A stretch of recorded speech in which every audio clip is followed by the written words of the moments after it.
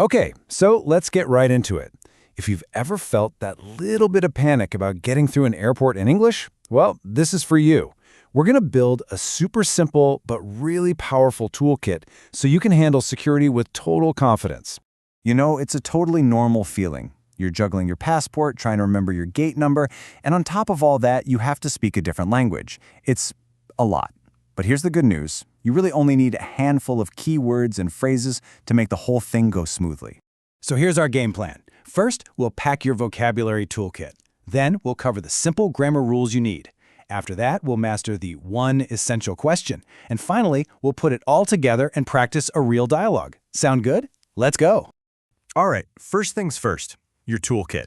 We are not about to learn the entire dictionary. No way. We're just focusing on the most common words you're likely to need when you're standing at that security belt. And here they are. As I say each word, just picture it in your head, okay? We've got phone, watch, umbrella, knife, bottle, laptop, and newspaper. These are the big ones, the things that security agents are almost always asking about. And for a little extra confidence, here are 5 bonus words. Think of these as your VIP vocabulary: passport, boarding pass, bag, keys, and charger. Honestly, knowing these will make you feel so much more prepared. Okay, so we've got the words. Now we need the instruction manual. And don't worry, this is not going to be some complicated grammar lesson. These are just a few super simple rules you need to use your new vocabulary the right way. Let's break them down. So what happens when you have more than one thing? Well, for most words, it's easy. You just add an S. One phone, 2 phones. Done. Now for words that end in sounds like ch, you add es. It just makes it easier to say. 1 watch, 2 watches.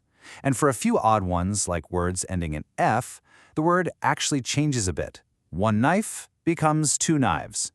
And here's a brilliant little trick to remember that second rule. If the word ends in what sounds like a hissing sound, like ch in watch, you add es to give it an extra syllable. It just makes it roll off the tongue. Instead of a clunky watches sound, you get a much cleaner watches. See? Next up, when do you use a versus an? It's simple, and it's all about the sound, not the letter itself. If the next word starts with a consonant sound, you use a phone, a watch. If it starts with a vowel sound, you use an umbrella. It really just helps everything flow together when you speak. But here's a tricky one that catches people out. What about a word like university? It starts with the letter U, which is a vowel, right? But listen to the sound, ya, university. It begins with that ya sound, which is a consonant sound. So the rule still works. You say a university. It's a great little trick to keep in your back pocket. All right, we've got our words, we've got our rules. Now let's put it all into action.